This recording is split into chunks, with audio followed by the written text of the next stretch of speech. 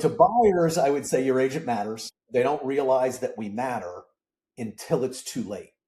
So when they realize that, shoot, maybe my agent's not very good at this, or they're not a real strong negotiator. At that point, you've already written the offer, you've already seen the house, you've already signed the buyer, like you're hooked. So they should go into this realizing that not all agents are the same.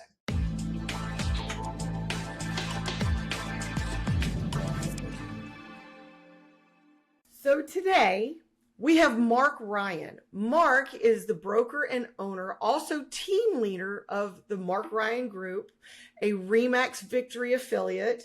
He serves the Dayton and Cincinnati markets. He is a multi-year winner of the Best of Dayton. He leads a top producing family-driven real estate team specializing in residential sales, innovative marketing, and specialized client care. He also coaches other agents and teams nationally on building a scalable yet an elevated business and elevated service. Mark, thank you so much for being here, and make yourself at home. Happy to be here. Thank you. So, what inspired your transition from being a traditional solo agent to being a highly structured and specialized team? So, kind of a unique story, I suppose. When I started, I was actually in the mortgage business, and the vice president of the mortgage company at the time thought it would be a great idea if we became realtors because that would then make other realtors like us better. He was completely wrong. So he partnered with a commercial broker in our market, and so I had no training. So I'm brand new in the business, trying to figure it out. So basically, I just went online, bought a bunch of books, signed up for coaching, and pretty quickly then a few other loan officers in the brokerage started doing the same thing. But what we learned was that they didn't trust us because we were lenders and realtors, so they didn't want to work with us. So, but very quickly I kind of became the smartest guy in the room because I was the only one doing any training. And when I'm going to the broker with questions, I was getting a lot of, yeah, sounds about right, because he was a commercial guy. He didn't know residential. So one of the books I read was The Millionaire Real Estate Agent. Whether you love Gary, hate Gary, love Keller, hate Keller, whatever it is, the book's great. And it's about building a team and why that makes sense. And so that's kind of what I did truly from the very beginning. I worked at the mortgage company as well. I hired a couple of, I think at the time they were high school girls to help do mailers to expireds and FSBOs and that type of thing. So it was kind of all along, I realized that this just makes sense. Trying to do it by yourself, you could do it, but leverage is powerful and it just made sense. So truly almost from the beginning, I had a team of sorts anyway. So, how does dividing a real estate practice into specialized roles deliver a measurable, better experience for the consumer compared to a general agent? Sure. And I think so. I don't want to make anybody ruffle any feathers too much, but I think you can do a good job. And I tell my coaching clients this all the time when they're struggling with building a team is I think generally as team leaders, you're probably the best agent. You're the best agent at what if you're doing that one thing. But as team leaders, we've got a million things coming at us, or even just as an independent agent, you've got a million things coming at you. So, am I the best on my team at any given task? Probably, if I could focus on just that task, but I can't. Like I got all these other things going on. So when I meet with clients, and typically what happens, it'll be a past client, friends, family that want to see a house. So I'll show them the house. And then the vast majority of the time, they don't want to buy that house, but now they've got the bug. They want to go look at something else. So basically, I explain to them, look, you can have me if you want. Here's why I believe you're best served by not having me. I can be involved in the big problem, the negotiation, the inspection issues, things like that where you really need me. But you're better served if you let me turn you over to one of the specialists. It's a buyer specialist on our team. That's all they do. They're out looking at homes all day. They may have already seen the home you're interested in. You can share why maybe it doesn't look as good in reality as it does online. They come across something that fits you perfectly, but it didn't, well, not perfectly. It doesn't quite fit in your box, but otherwise the things that is slightly different school district, but the location still good schools. Hey, you really need to take a look at this. It's a 3 bedroom. You wanted four, but made up a huge finished basement. It would work for what you want, but they wouldn't normally have seen it. Then I can step in where need be, but let them do. So the way we work is buyer specialist handles the contract. My wife Laura handles the contract to close. So we have a specialist in each of those roles. So somebody that's following up on the inspections, the appraisal, and the title, and all that stuff. I handle the listing side of the business primarily. So it lets us, while we could do everything, it creates a better environment for us to really, I know, best serve you at what you're doing. And we do a good job with the transition as well. We're complimented a lot from other teams that transition from the buyer specialist to Laura to me on the listing side, that it just goes well. So That's awesome. So, why is a completely different approach to property value discussions necessary, and what do traditional agents commonly get wrong? I deal with this a lot, and I think it helps having come from the mortgage side of the business. So looked at probably thousands of appraisals, talked to appraisers, understand USPAP guidelines, and all of the things that they're supposed to do. So when I'm meeting with a client, a seller client, and explaining why kind of we do things differently, is the traditional agent will just come with kind of a CMA and they put it on the table and they say, hey, here's what your house is worth.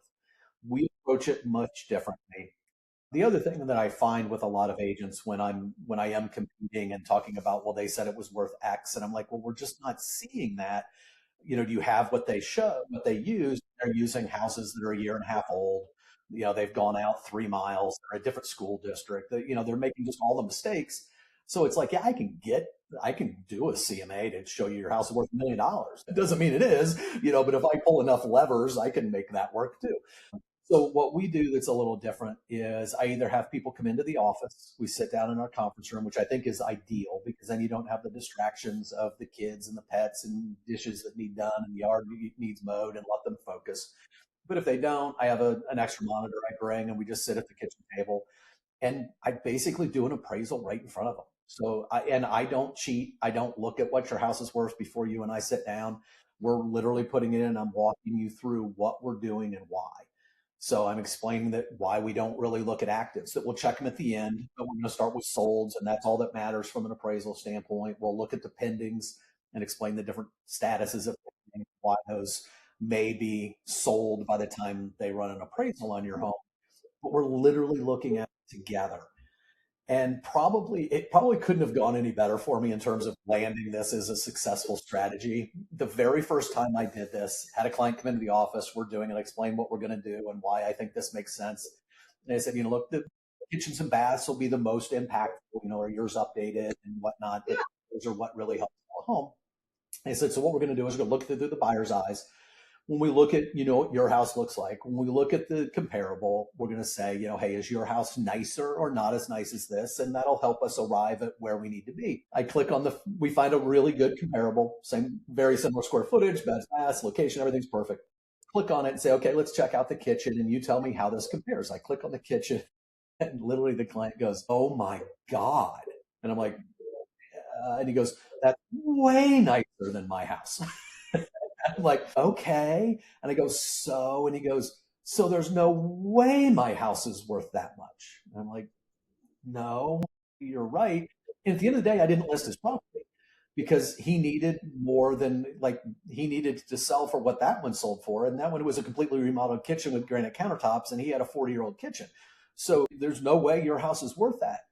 So I didn't get the listing, but it's because the listing didn't make sense. He wasn't going to sell his house for as much as he needed to sell it for. And so it just worked. And I've had several other instances like that. But the biggest benefit for me on the everyday basis is when we walk away from the table, sometimes you're a little disappointed. So occasionally you're happy. And part of the way I do it is as I put in all the things before I hit enter, I say, hey, what do you think your house is worth?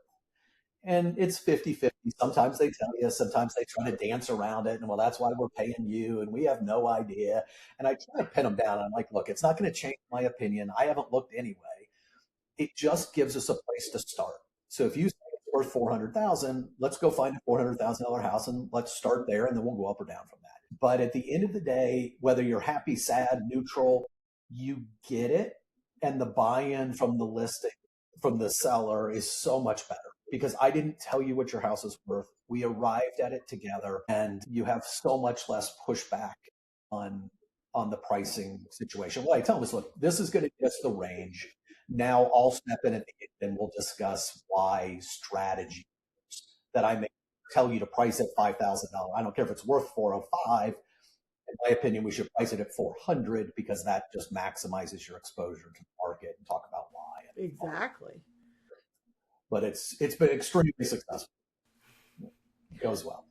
So beyond putting a sign in the yard, what does it mean to strategically manage the listing process to create that maximum market demand and net sellers more money ultimately? Yep. So a big part of that is the marketing strategy of the price piece of it. So when we price it, again, we're looking at those logical price points. So I know this is a point of contention, and not all agents would agree with this for sure. But if I'm going to price your home at 400, I'm going to price your home at 400,000, not 401, not 399, 999, or anything like that. And that's the example I use with them. Is like, look, if we price this at 399, 999, and 99 cents, the person that started their search at 400,000 doesn't know your house exists.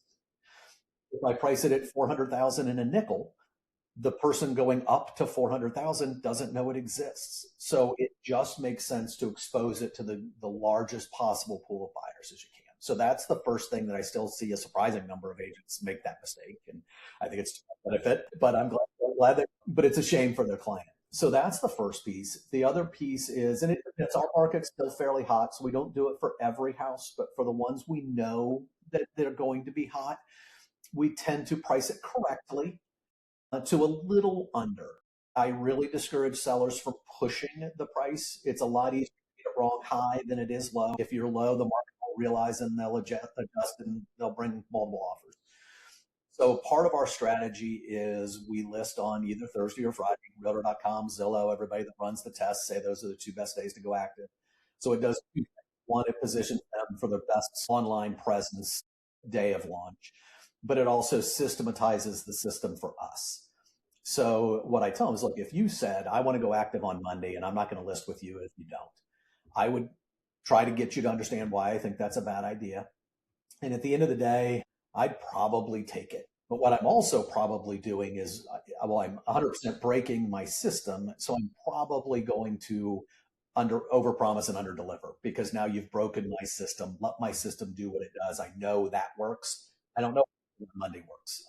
I know listing on Friday does. So we list on Friday. I ask the seller to do two things. Tell me it's okay to share if there's multiple offers, and tell me not to present offers to you until Monday. So it allows us those 3 days to show the property, kind of pre-negotiate, and be able to say to buyer A that, hey, buyer B is doing X and Y, and get the best money that we can for the seller. And I've got several stories I'm happy to share about how that's worked and why it's worked and how it puts more money into the seller's pocket at the end of the day. And if we know if we got a lot of showings and we didn't get offers, then we know the price is wrong. That rarely happens, but more often than not, we're selling the house on Monday. So it takes me 3 days to sell your house, but it takes 3 days because I made it take 3 days. Very often we get an offer on day or 1 or 2 that you could take, but we put tens of thousands of dollars more in your pocket by letting our system work. Yeah. So I think that answered your question. It did. It did. Exactly. So why is having one dedicated lender partner far more effective for a client than the traditional providing 3 different names?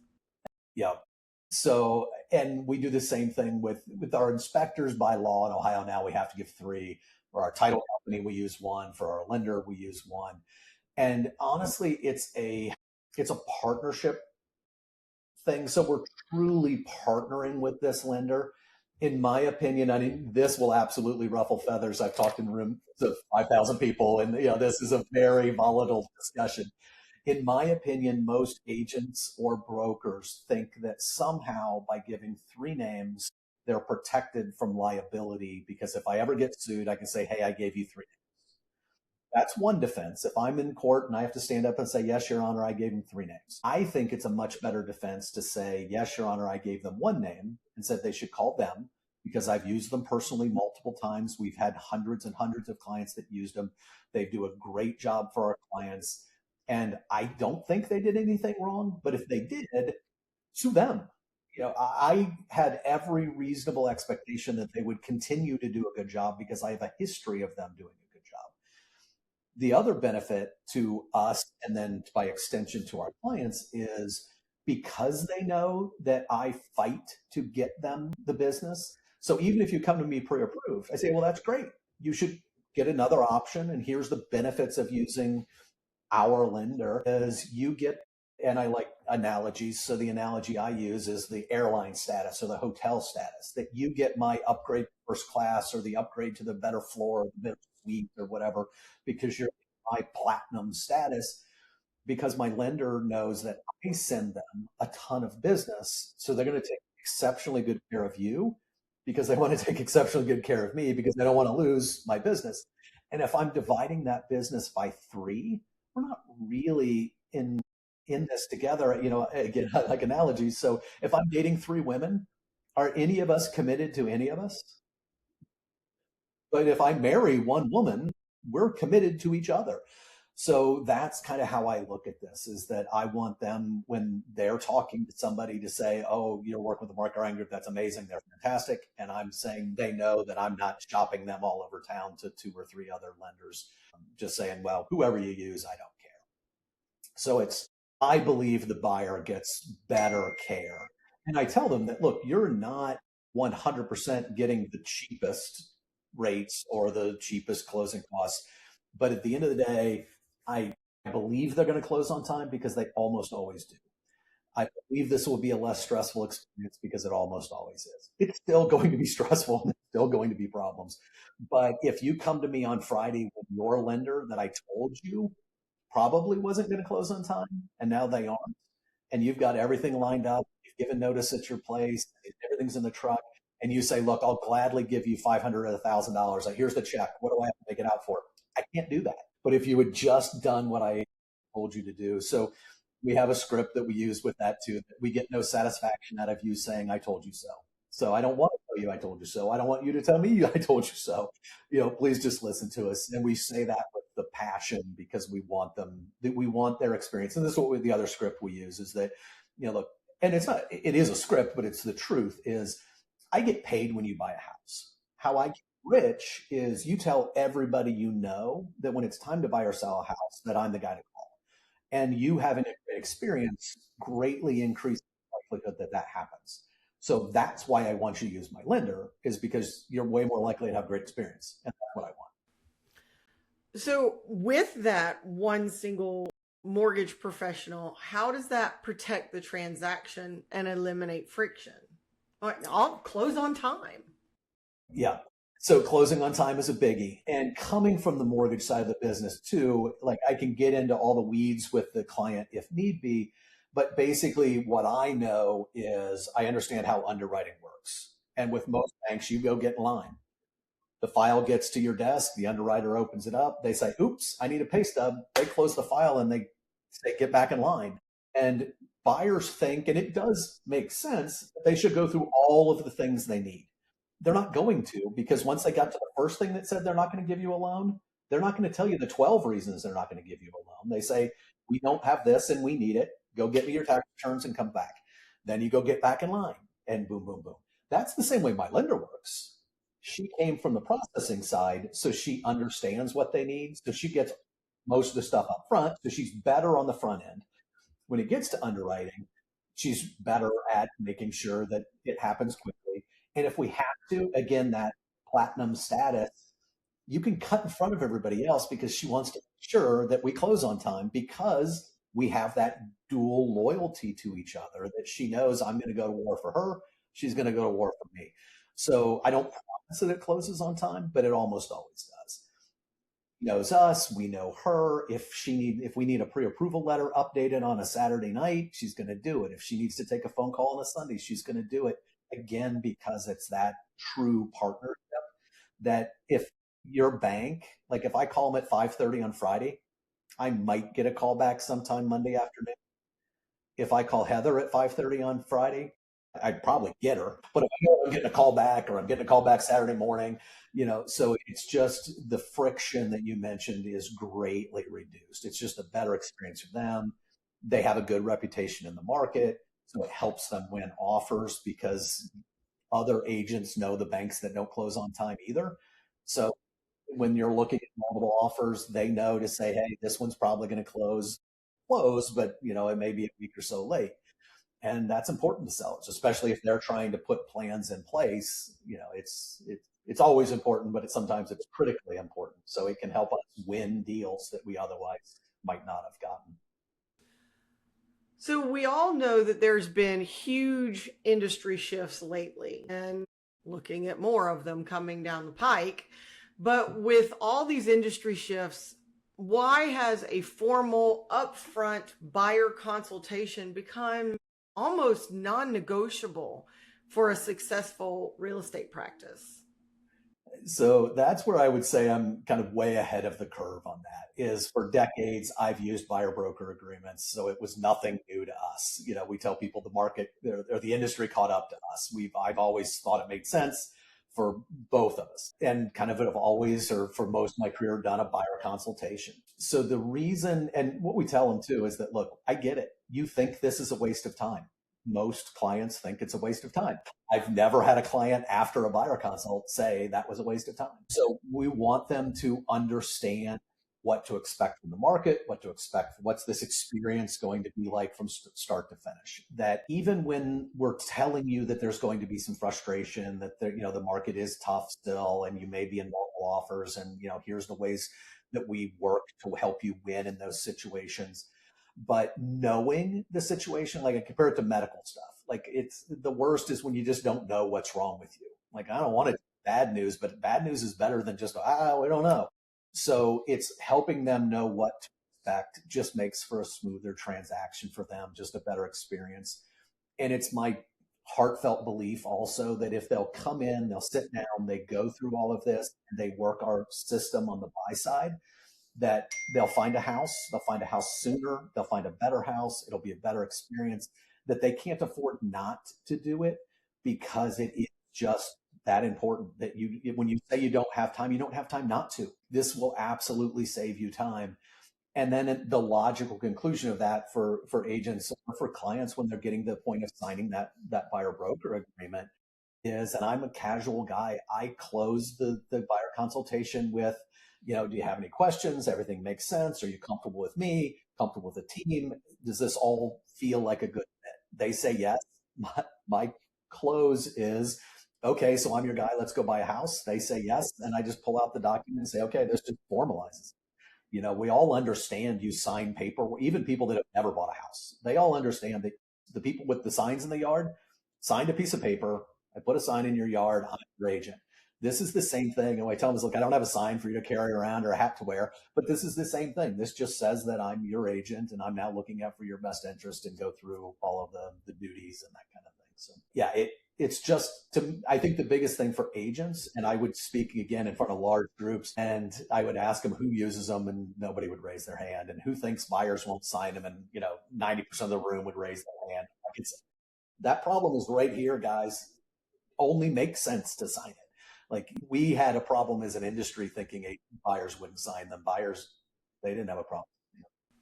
I'm glad to hear that Ohio does buyer agency. North Carolina, South Carolina all had buyer agency. When the whole kerfuffle happened, I was like, why are we involved? Why are we getting dragged into this? We did this from the get-go. Y'all should leave us out of it. So it's nice to hear that there were other states. Well, and it wasn't the norm. Even in Ohio, I was probably in the 5 or 10% of agents that used it in our market. So it was legal. We had the document, but most people, they would call people their clients who weren't their clients. They were customers that they were really friendly with. Yeah. Yeah. So How can agents articulate value clearly to their clients so that the buyer broker agreement can be signed without any kind of hesitation with their clients? Yeah. So, and talk with the team a lot about this. In my opinion, the number one thing is trust. That better you build trust, it's just a logical conclusion. When we do the buyer consultation, I think part of building that trust and part of them seeing the value in it is we talk about what we do. We talk about the why. We talk about what to expect from the market. We talk about how the team works. So it's all about, again, explaining what this experience is going to be like for them. Excuse me. That I think helps a lot. We have a document called 42 Ways to Win. So we have strategies that we put in place. So when we write an offer and we go through the contract with them. So and it's a little long and boring, and my wife and the team might tell me I would go through way too much detail because they'll never remember it all. But my point, and I tell them at the time, is that you're not going to remember all of these things, but most agents never show this to you. And then when the time to make an offer comes, you're making a lot of critical decisions that you don't really understand.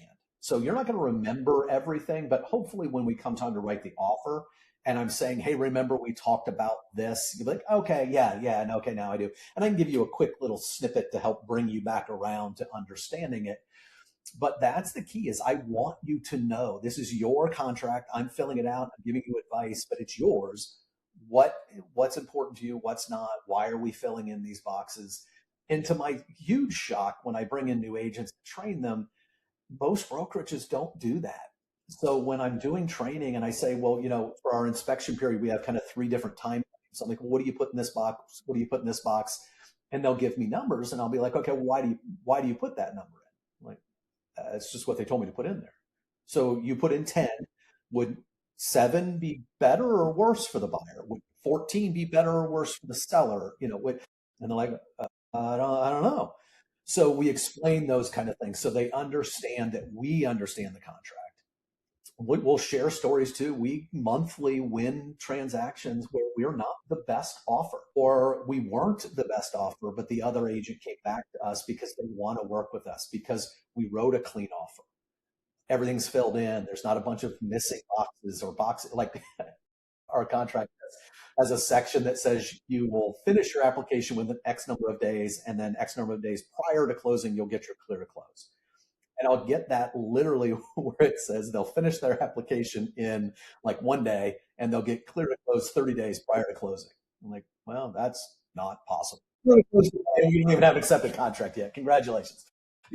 So things like that. So when you go through all of that, it's just articulating that value that we know what we're doing. We're looking out for you. And this, again, are you comfortable with me? And we tell them up front, this is a dual interview. I want to make sure that you're comfortable with me. We're making sure that we're comfortable with you, that we're both a good fit, because nobody wants to work with somebody they don't like. And if we're not a good fit, that's okay.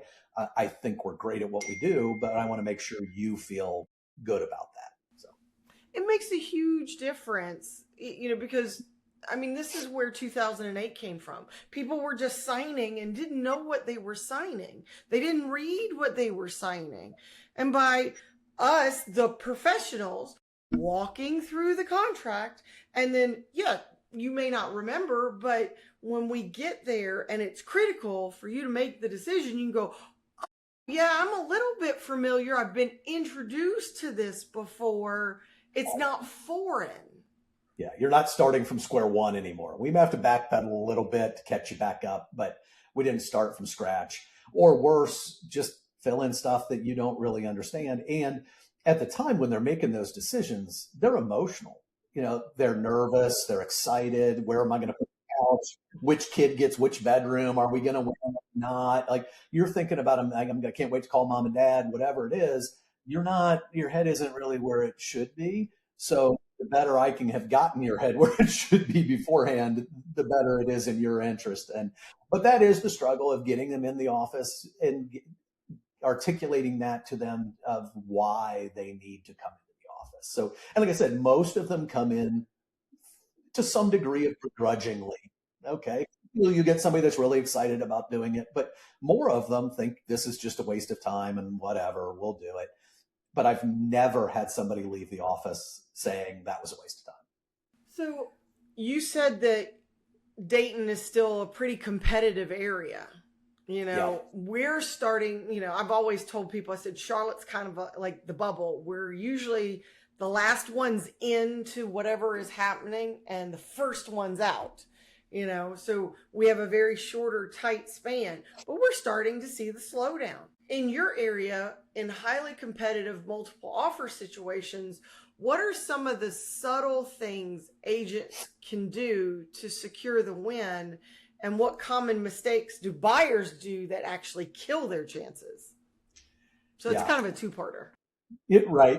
So to buyers, I would say your agent matters. It's again, it's a little harsh and crude maybe, but I think for the most part, I think buyers think we're monkeys with keys. They just need somebody to unlock the door.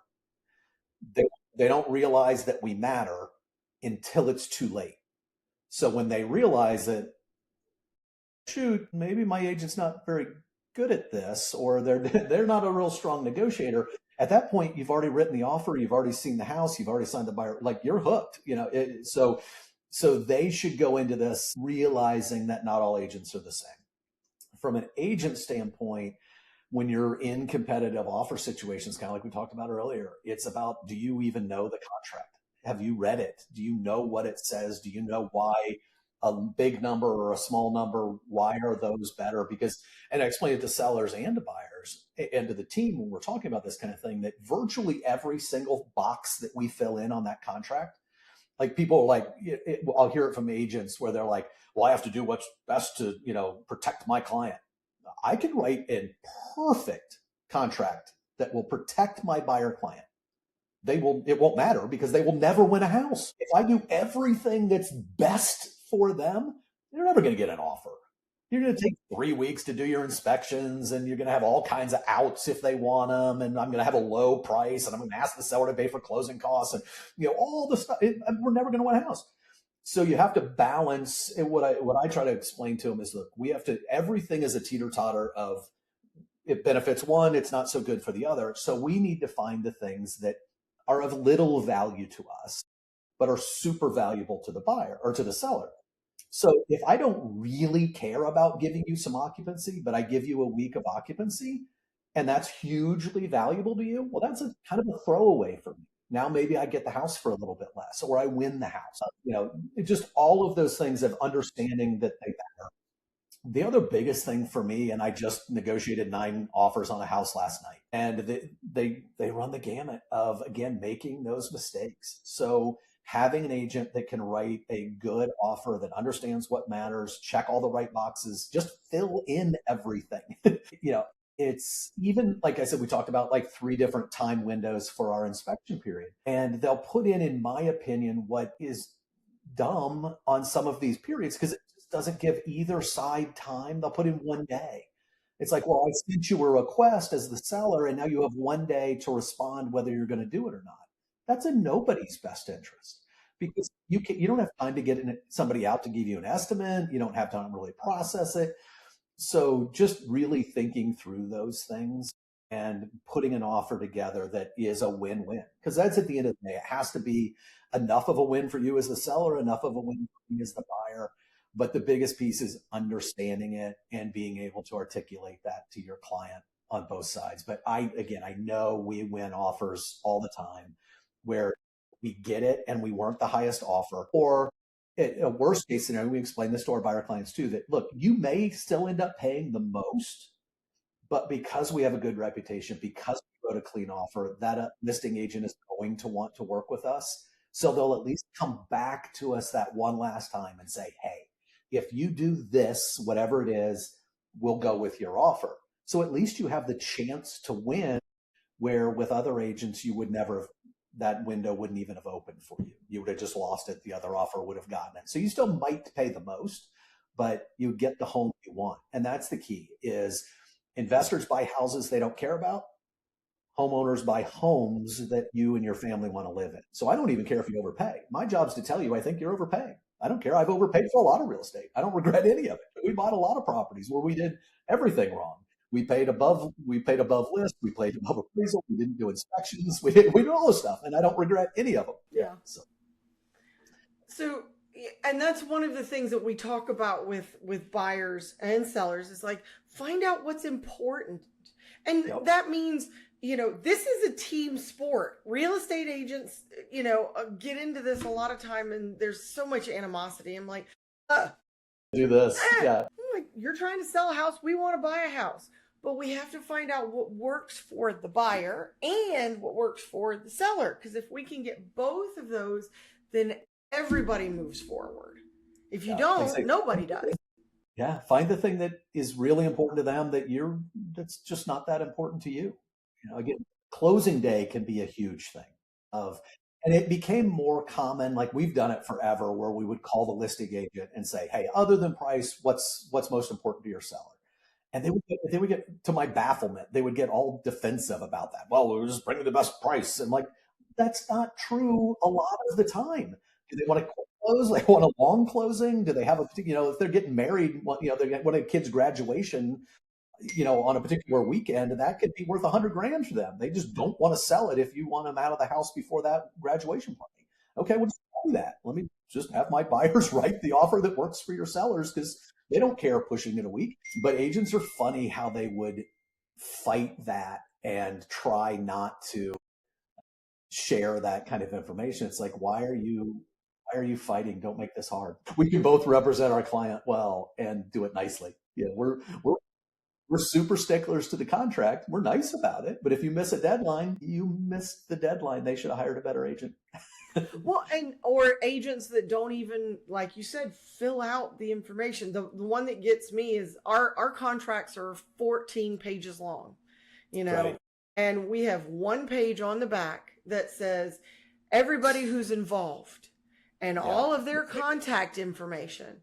And that's what the attorneys write off of. That's what your agency writes off of, everything. And how many times that we'll get an offer and the listing agent's information's completely gone. You filled out yours, but you left ours out. It's not our job to fill out the contract. Now, I will do it because if my client chooses that one, because again, I want the best result. But how hard is it? It's in the MLS. It's attached to the house. Right.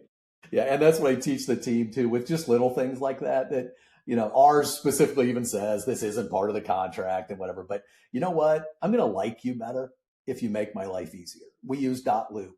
Well, when you send it to me, attach the stuff. It's a click of a box and I get all the attachments as PDFs.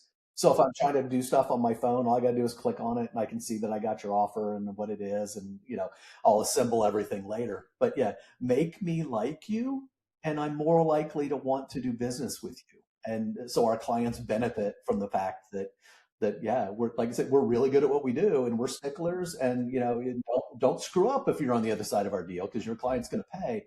But I'm not going to be a jerk. I don't yell and scream at you. Just, hey, you missed the deadline. Sorry, but now you don't get to ask for any repairs. Yeah. So but yeah, your agent matters. That's the big takeaway I think from that whole conversation. So when a deal starts to stall, what strategic negotiation frameworks keep a buyer firmly in the game to be able to salvage the transaction?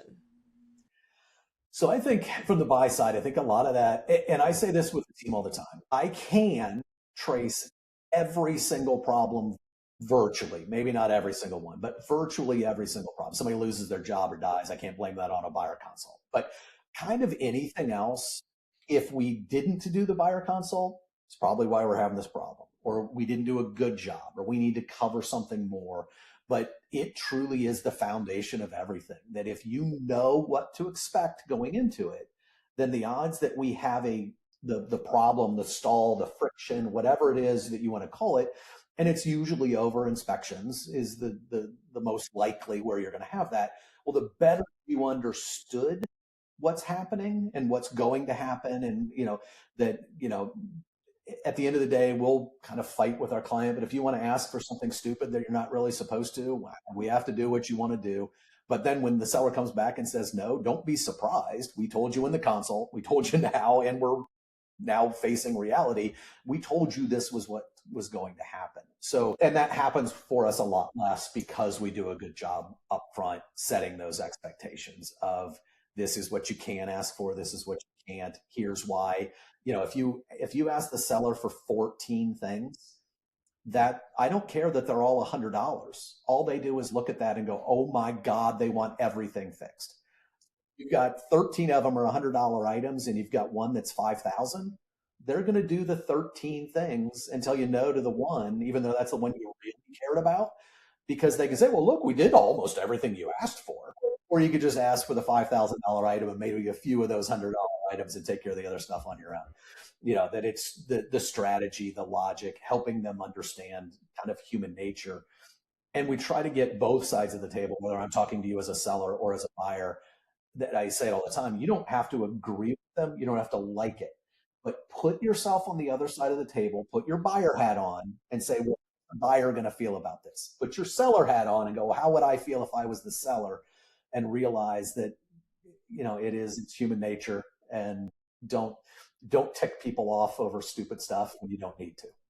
I love when agents say, get a look from the other perspective. Put yourself in their shoes. Because how many times, God, in the world in general, if we literally put ourselves in somebody else's shoes, would we be in a better position? Yep.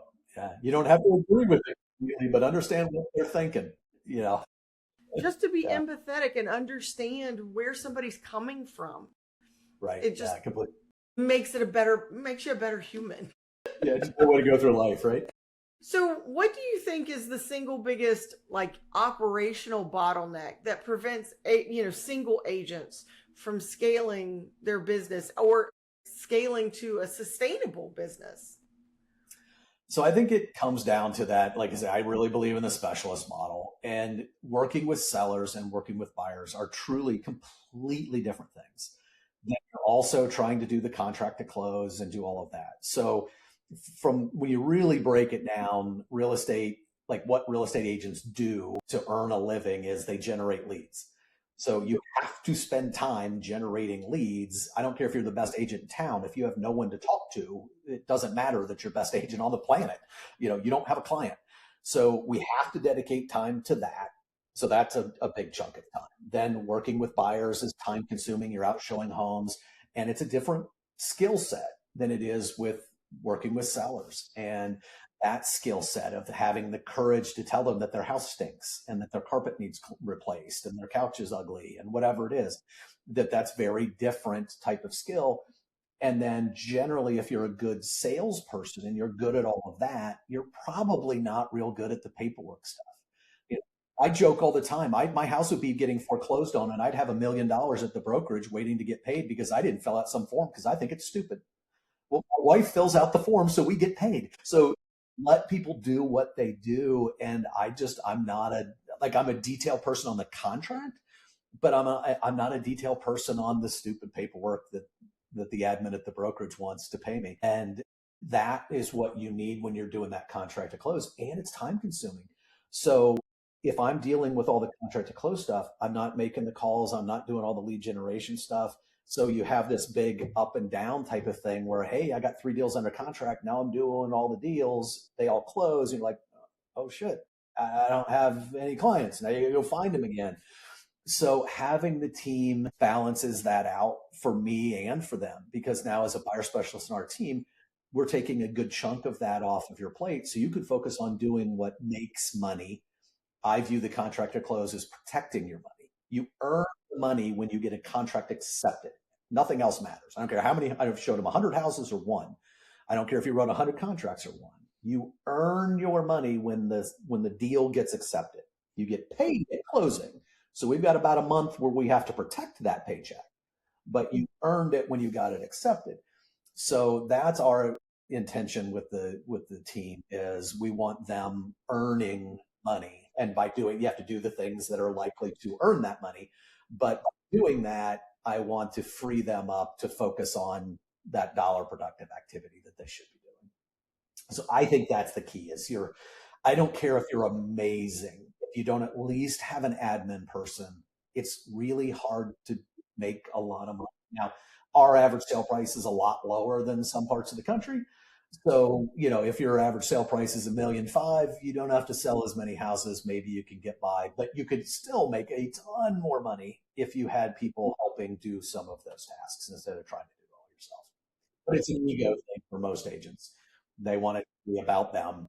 And I don't have an ego. I don't care. It's named the Mark Ryan Group, but that's because what I was supposed to name it when I did it 23 years ago or whatever it Well, was. and I know that there's a lot of agents that are control freaks as well. They like to know every single piece. I mean, and so to let a piece go and trust somebody else to take care of that's hard.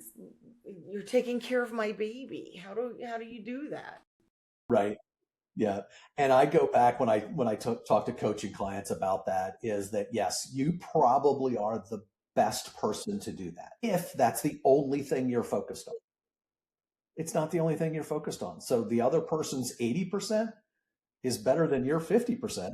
Yep. That's the reality. The reality isn't they aren't getting 100% of you. They're getting, so instill your standards and expectations in that team member so that it's very much like me doing it. But now I can step in when they really need me. And, yeah, it's about leveraging your time. And say, on that same token, how can we install necessary systems, tracking, cultures, the culture of accountability that are required to thrive through the roller coaster, the varying economic cycles? How can teams or even individual agents install those systems? I think, and that's the trick. You have to have the system to install. But the biggest thing is just making that decision. And most agents kind of stumble into the business. They don't have a business mindset. They like people, they like houses, they like whatever it is. So it's making that mental decision. I think coaching helps. Sign up with a coaching program that has some of those systems that you can install what they have. But it's about making that decision. Like I said, most agents don't have even the most basic system in place in terms of what are their standards. They'll work with anybody. And it always amazes me when I talk with friends and clients and they'll ask about different things. And I'm like, yeah, some people I just won't work with them. Like, you won't work with, I'm like, yeah, I won't work with some people. If I walk in and we're clearly not a fit, like, I don't need the brain damage. There's plenty of other business out there. You're going to hate me. I'm going to hate you. This just isn't going to work. So it doesn't happen a lot because I'm kind of a chameleon. I can get along with just about anybody. But so if we're not, yeah, this is a bad idea. So having the mindset of needing systems is the first step. And then putting simple things in like we list on Friday. If you want to list on Tuesday, I'm not probably going to do it. Like I said, maybe if it's a high price, like, I don't want to be stupid, but I'm telling you, we're going to fail you because you're breaking my system. So start with those little systems of just have something in place. In my opinion, you have to have a CRM. So if your broker gives you one, use it. I'm a big fan of have your own. So you're not tied to if the brokerage or the company or the broker or whatever changes gears. I like being in control, but as you're getting started, use the free stuff. But you have to have CRM. You have to have systems in place. Like when we're working our follow-ups, we have an ABC system that we follow up. We have other P123 filters that we use. And, so it's not luck what's happening. It's you're doing it as a system. And that's one of the biggest difference from a client standpoint is find an agent that has systems, not one that's just flying by the seat of their pants kind of thing. That's sometimes it'll work and it may work spectacularly or it may fail spectacularly. You know. So now that we're halfway through 2026, amazingly. Yeah. We're halfway through looking at the landscape across Dayton and Cincinnati metro areas. What are critical trends that buyers and sellers should prepare for right now? I think probably the biggest thing that they should be looking for. I don't think the market's going to change substantially. I think rates will continue to drift down, but they're not going to change. We're not talking about 3 or 4% again, that I think I'll live long enough to see that, so rates are kind of where they are. They're building, but we're still not building enough homes. So I think the market will be very similar to what it is, barring some kind of catastrophic type of thing that happens. So the biggest trend I see is that the agents that are that have the knowledge, that have the specialty, that matters so much more. That during COVID, like any agent, like you kind of couldn't get it wrong. Like anybody could list your house and it would sell. It might have cost you tens of thousands of dollars, but they'd sell it. They might even sell it on day one for more than asking. Well, but I might have sold it for on day three for another 40 grand more than they did. So I think buyers and sellers are starting to realize that your agent matters, that understand their expertise, ask a little bit more questions, that the agents that have the systems in place, that have training. I've got a million letters. I don't have them because I'm trying to impress people with letters. I have a million letters behind my name because I want to have that knowledge. I want to be the best agent we can be. So I think that's the trend is, and AI is definitely going to change that a little bit. And what I'm finding is, and it's interesting, you talk to agents on social media and some of them are completely against it. And some of them are doing cutesy things with it, like the goofy videos and whatever. The things that I'm doing with AI are blowing my mind in terms of data analysis and what it can provide for a client, and the just the tools and things that are making me a better agent. And what I'm definitely finding is I think some people are afraid it will replace me, and I don't think it will. It's and the prompts are getting a little easier, but I know what to ask and what to say and my follow-ups to use to get what I want. Any monkey, in town that's a first-time buyer could go to Chat GPT and start putting in stuff, but the output I would get will be dramatically different. So I think it's going to change the industry, but I don't think it's going to get rid of the agents that are skilled. And so I think that's the biggest trend. It's the agents that are really skilled are going to stick around and thrive. You're always going to need a human. This is too much a relationship based industry for it to go to AI. And even though we have tools that can open a door, you use your phone, put the little thing in, and the door opens. Even though you have that ability, you don't have the ability to have that human interaction. I mean, yeah. ChatGPT can only do so much. You need a human. Such an emotional process for both sides of the transaction. And I use Carvana as the example. They've been around for probably a decade. Yeah.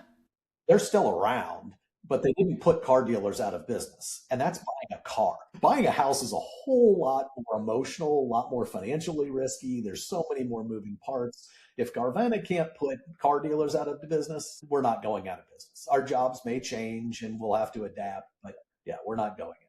There's just too much emotion and too many moving pieces. Since you brought up AI, what do you think is the skill that every agent needs to master first to gather, whether they're gathering more market share this year? But I mean, because I joke too, I have alphabet soup behind my name as well. So what skill should an agent look for to master this year to gain more market share? And I guess if I boil it down, I think I said something alluded to this earlier. I think the best skill is, and you've kind of said it a couple of times about just being a better person, is building trust. That if you can build trust, that you're truly looking out for me, not for you, then you supplement that with, and here's all of the things that we do, and here's the tools, and that's the things that we built out, or we built out with AI. And, so here's part of why you should trust me is I have all the letters behind my name. Here's part of why you should trust me is I've got these cool tools that I can use. But at the end of the day, you have to believe me. If I have all of that stuff and I seem slimy, you won't win. If all I have is trust, but I don't have any history, I don't have any tools, I don't have any systems, that's still going to be tough. But I think the guy with trust and no experience, no tools, no systems will be more successful than the slimy guy with all the systems and all the stuff behind him. So, Mark, it has been a pleasure. Thank you so much for joining us today. I greatly, greatly appreciate your time. Thanks for joining me on Make Yourself at Home. I hope you found insights and inspiration to help you navigate your real estate journey with confidence. Don't forget to follow, subscribe, and share this show with your friends because everyone deserves to feel at home.